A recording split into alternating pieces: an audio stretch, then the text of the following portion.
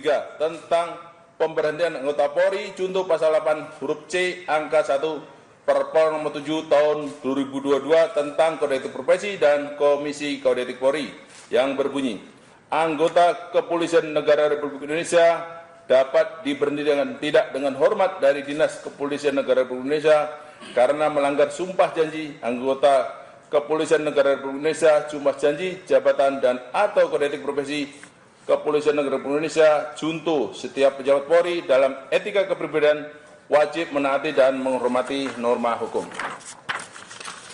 B. Menjatuhkan sanksi berupa 1.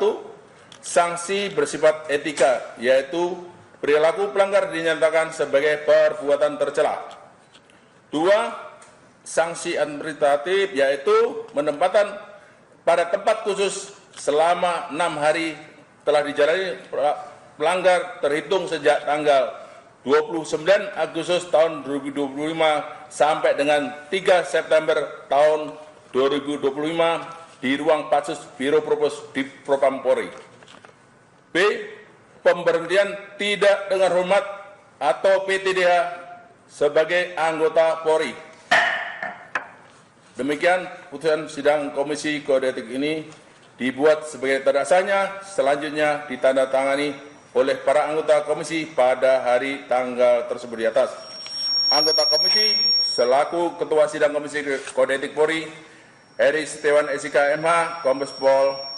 Anggota Yudi Wiono SIK, Kombes Pol. Anggota Christian Donato SOS MH, AKBP. Baik, terduga pelanggar, apakah Anda menerima atau banding? Ada yang perlu disampaikan?